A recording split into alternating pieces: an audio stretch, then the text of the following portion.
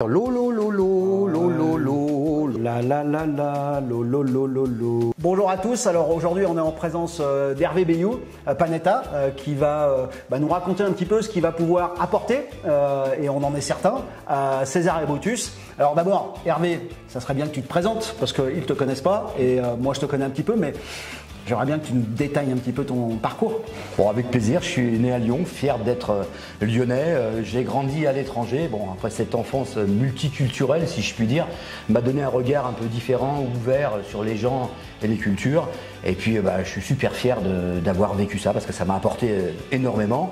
Après, passer ces premiers prémices, je suis un passionné de performance humaine, c'est au fond de moi-même, de leadership incarné et surtout un grand défenseur de la notion de plaisir. Pour moi, ça évoque beaucoup de choses. Moi aussi.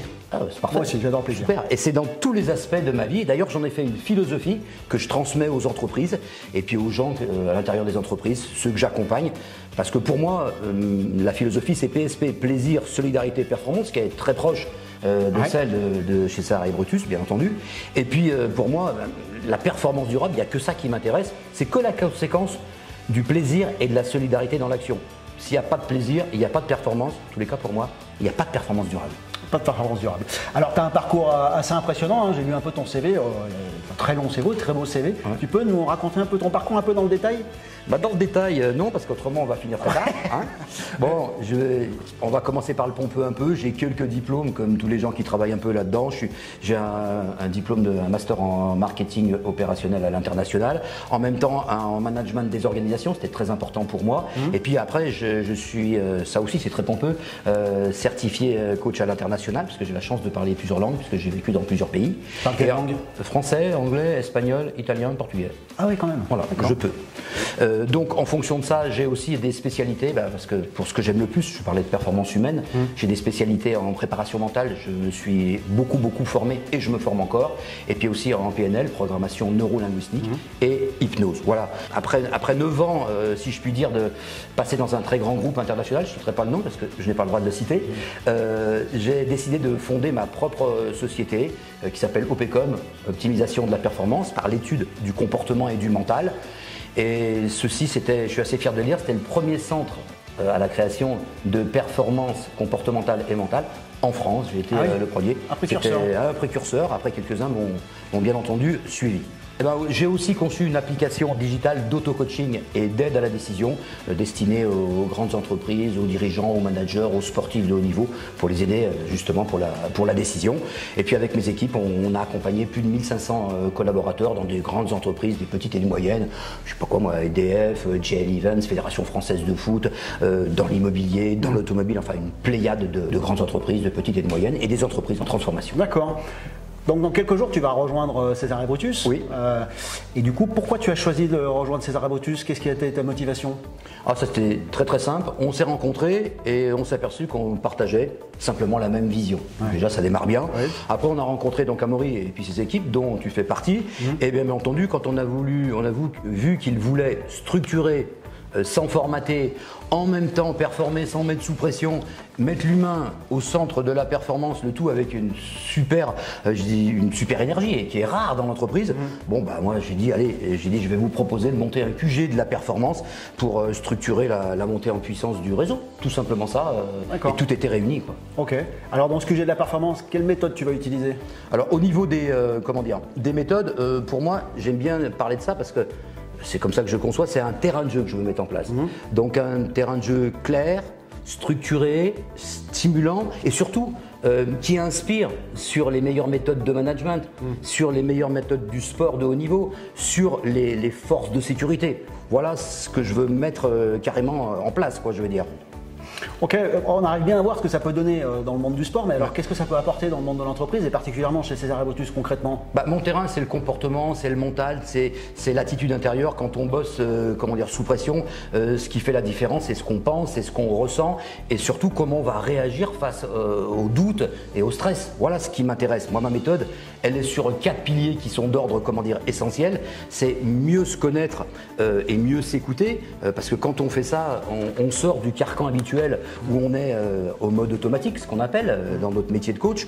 Après, on va identifier des blocages mentaux. On a tous des blocages mentaux, hein, moi le premier, et j'essaye de travailler là-dessus, ce qui permet d'enlever tous ces freins. Après, on va renforcer les bonnes attitudes, parce que très souvent, on a des bonnes aptitudes et des bonnes habitudes mentales, mais finalement, on ne s'en sert pas. Et surtout, on va installer des rituels chez vous, des rituels qui vont permettre de tenir dans la durée, sans s'épuiser, et de conserver cette notion de plaisir, quoi. Ouais. L'idée, c'est que chacun se sente plus stable, plus solide, plus lucide, plus motivé, même quand c'est super dur, quoi. Et c'est souvent dur dans l'entreprise. Alors moi, comme je suis un pratico-pratique, oui.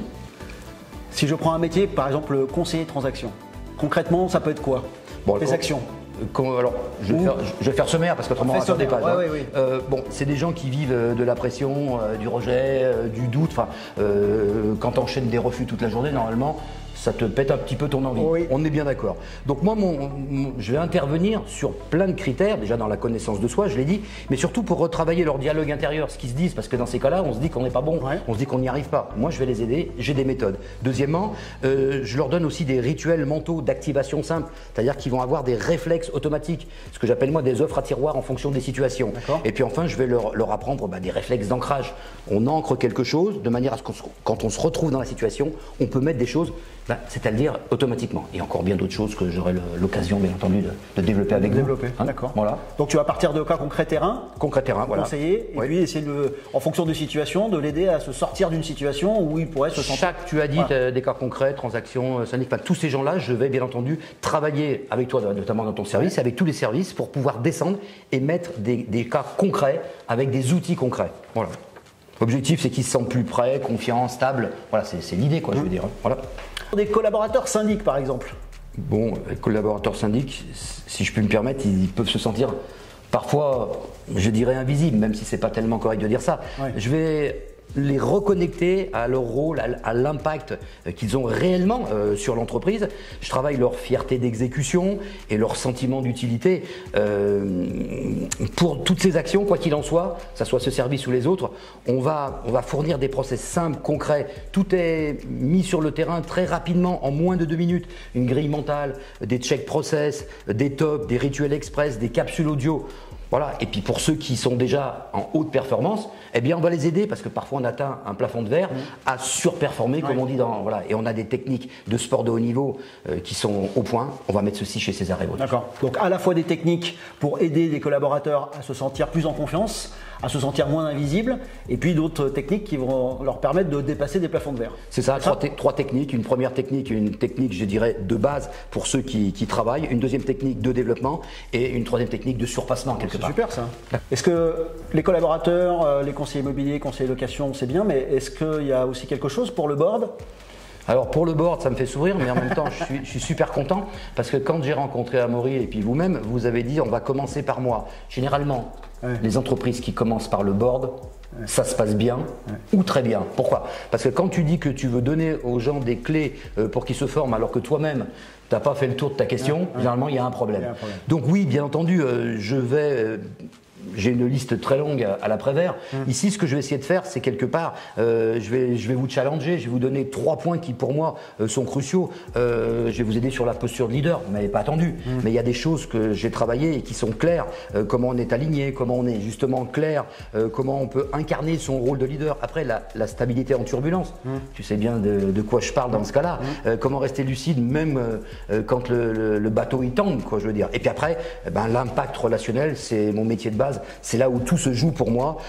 Plus de présence pour avoir plus de cohérence et in fine pour avoir le meilleur leadership. Parce qu'on parle souvent de leadership, mais on aura l'occasion de bien le développer. Donc voilà, pour moi, mon but, c'est de créer un climat où chacun dans l'entreprise va pouvoir performer sans se cramer, durer sans s'user et puis en même temps grandir en prenant plaisir à jouer collectif, puisque moi je viens du sport collectif. Donc tu veux dire que moi qui prends du plaisir dans mon travail, je vais en prendre encore plus? Bien sûr. Ça c'est une bonne nouvelle. En tous les cas, c'est mon vœu le plus pieux, si je puis dire. Voilà. Allez, on fait un peu de fiction. Admettons que tu sois conseiller immobilier en 2029.